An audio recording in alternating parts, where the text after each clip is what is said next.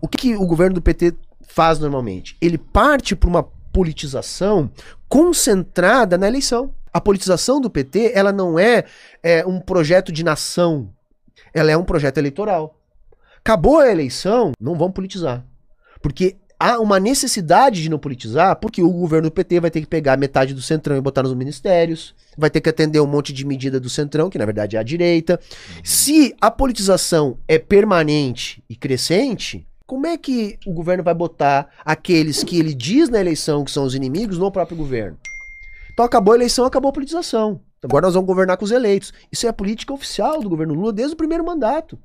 E veja, de novo, não vamos ser criança aqui. Eu acredito que o governo Lula teve sim o seu papel na história. Quando a gente olha, por exemplo, o salário mínimo, para mim foi a mais potente política de inclusão social do PT, foi o aumento real persistente do salário mínimo por mais de uma década. Eu acho que de todas as políticas sociais do PT, essa foi a que mais trouxe impacto. Mas veja, isso não é uma mudança estrutural. Isso é uma política de governo. Entrou o Bolsonaro, com uma canetada ele acabou com isso. Agora voltou, mas não no ritmo que se tinha antes. Por quê? Porque não há esse enfrentamento político. Tudo bem, cumpriu um papel histórico, mas que já era limitado e que na minha avaliação agora se esgotou. Porque o mundo mudou, não cabe mais. Na primeira passagem do Lula, a gente tinha um mundo que crescia rápido, né? Uma China crescendo 2 dígitos, né? Tal boom de commodities, que não foi só por isso, mas isso também ajudou. E era uma época que dá para fazer um jogo de ganha-ganha, em alguma medida. Claro que a burguesia sempre ganhou mais, mas dá para dividir um pouco do bolo com a classe trabalhadora. O mundo é outro. Não é mais um mundo que cresce, ao contrário, é um mundo que não consegue crescer. Os países que estão crescendo já não crescem como cresciam no início dos anos 2000, então você já não tem mais como fazer uma política de ganha-ganha. Então agora a gente fica muito amarrado. Que nem eu falei, a gente tem bons dados relativos e até não há tanto o PIB, Cobori, porque o PIB é exatamente isso que você falou, eu concordo perfeitamente. Mas tem alguns dados relativos sobre renda que melhoraram no Brasil. Então assim, a renda média do trabalhador subiu, o nível de formalidade do trabalho subiu, o número de desalentados caiu, só que é pouco. Isso não chega a causar um impacto grande nas pessoas para que elas sintam essa melhora. Essa renda que você falou que subiu, ela subiu proporcional acima da inflação? Não, em porque relação às vezes a o que ela subiu é pouco e na verdade ela teve uma... Não, eu não me lembro do dado exatamente, mas assim, houve um salto da renda média do trabalhador no Brasil. Caraca. Pequeno. A gente pegar ali os dados de renda no Brasil, houve tanto um aumento de renda quanto um aumento de formalidade do trabalho. Tá? De renda direta ou renda de assistencialismo? Tá tudo junto? Não, renda do trabalho mesmo. Isso. A renda do trabalhador. Essa grana que entrou aí essa não conta. Né? Não, eu não sei nem se... É porque faz diferença no valor final, né? Daquilo que o trabalhador vai ter, mas não é disso que a gente está falando. Só que, de novo, é muito pouco, é muito limitado, e dependendo do teu extrato social, dependendo da tua região, sequer houve melhora. Então esse é o ponto. Então, assim, eu penso que a grande discussão que a gente faz dentro da esquerda radical há muito tempo é a superação do Lula e do PT.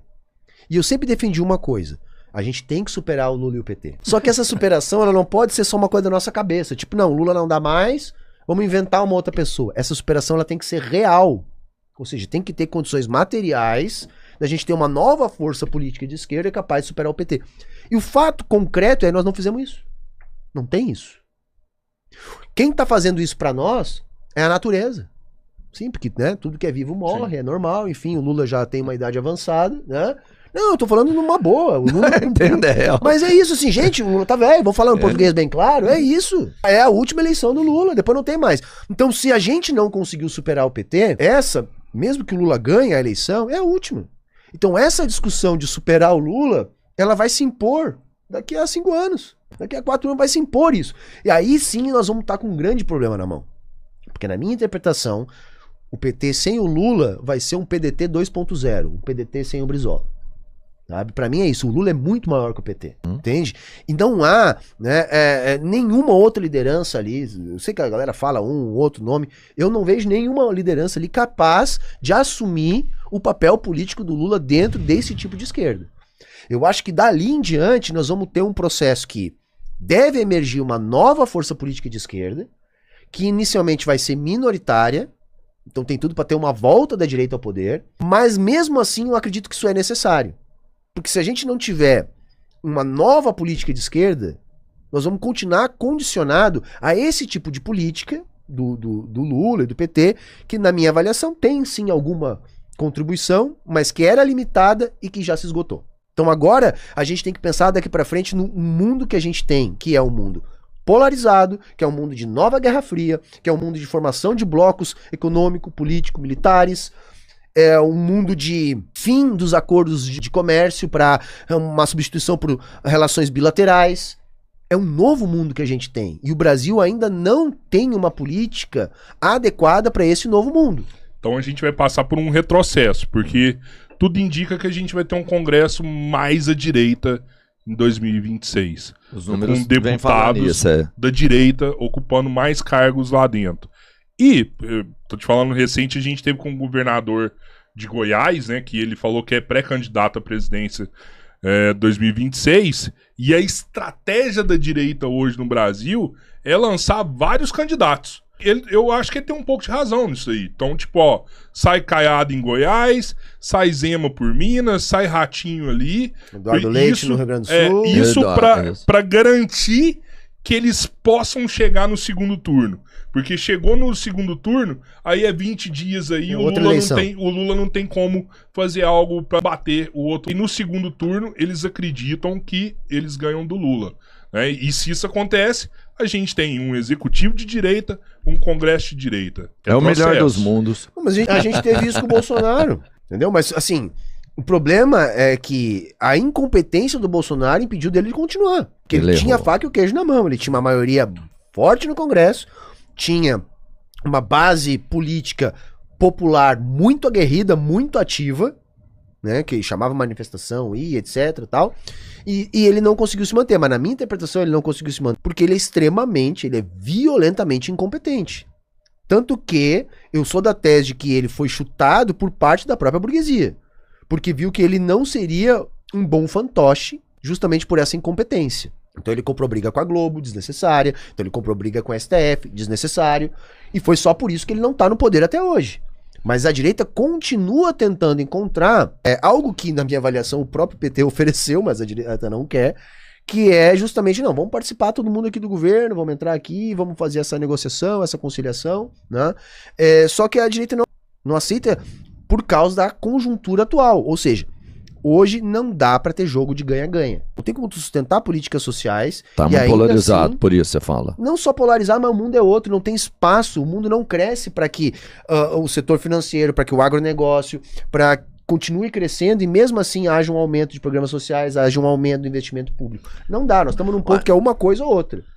Mas um não é dependendo do outro. Se um cresce, por exemplo, se o Brasil consegue arrecadar mais, automaticamente não tem como ele reinvestir mais em programas sociais? Não é um atrelado ao outro, não é isso? Não necessariamente, né? A estrutura, como disse o Humberto, já está posta. A estrutura política e econômica do Brasil já está posta. O máximo que a gente faz de pequenos enfrentamentos é, nesse ganha-ganha, pegar pequenas doses de que vai manter a grande massa da população. Porque qual que é o raciocínio do sistema econômico? A grande massa da população não pode ficar constantemente com a impressão que está piorando. Tá? Então, sei lá, o cara faz 3 refeições por dia. Tem a expectativa que ele vai fazer só 2, depois só 1. Então, você tem pequenas doses de, bom, agora eu não faço 3 refeições por dia, já consigo fazer 4. Já tô fazendo o lanchinho ali no meio da tarde. Então, melhorou um pouquinho. Eu faço 3 e no domingo eu como uma picanha. Você é um latifundiário, né? Então, assim, na realidade, quando eu olho, obviamente, posso estar abstraindo demais, né? Mas quando eu olho, é isso que o sistema econômico faz de tempos em tempos. É manter a grande massa da população sob controle de que ela pode passar, sei lá, 3 períodos com a impressão que a vida está piorando, mais um período que deu uma melhoradinha. Isso vai sempre evitar um grande movimento popular revolucionário. Né? É isso que o sistema faz, não é só no Brasil, no mundo inteiro. Então, o que foi a chamada era de ouro do capitalismo? Né? Foi isso, o sistema capitalista tentando manter a grande massa da classe trabalhadora da população sob controle para evitar revoluções comunistas. Principalmente porque depois da Segunda Guerra Mundial veio a Revolução Comunista na China. Então, o capitalismo tinha essa preocupação de fazer concessões, né, para a classe trabalhadora no mundo inteiro, principalmente nas economias desenvolvidas, para evitar essa revolta popular. Quando acabou essa era de ouro do capitalismo, os Estados Unidos abandonou o padrão dólar, veio o Acordo de Plaza, e aí a Revolução Neoliberal, nós estamos sozinhos, né, o fim da história do Fukuyama. agora a gente vai dobrar a aposta. O neoliberalismo, o capitalismo dobrou a aposta. Agora eu não preciso dar nada para a classe trabalhadora, tá? E aí, de tempos em tempos, eles mantêm a classe trabalhadora sob controle, fazendo pequenas concessões. Porque estruturalmente a economia não muda, o sistema econômico continua o mesmo, o modelo econômico é o mesmo. De tempos em tempos, o que o modelo econômico e o sistema faz é dar pequenas concessões para a classe trabalhadora que não vai mudar nada estruturalmente, só vai manter o povo sob controle. Então, no auge do meu pessimismo, posso dizer que o que vai mudar é só uma revolução. Mas enquanto não tem a revolução, a gente tem que atuar dentro da democracia liberal e burguesa. A gente tem que ter uma atuação política maior, né? De conscientização da grande massa da população de que o povo entenda que o poder está na mão do povo, né? E só que o povo só vai para a rua, só vai com isso com conscientização política. Por isso que eu acho que a estratégia de comunicação é muito importante. Eu tenho sempre esse pessimismo de achar que o Congresso, a cada legislatura, ele vai piorando, né? Um novo ditado, nada está tão ruim que não possa piorar, né? Vai piorando. Eu não sei, eu não vi essa pesquisa que vocês citaram.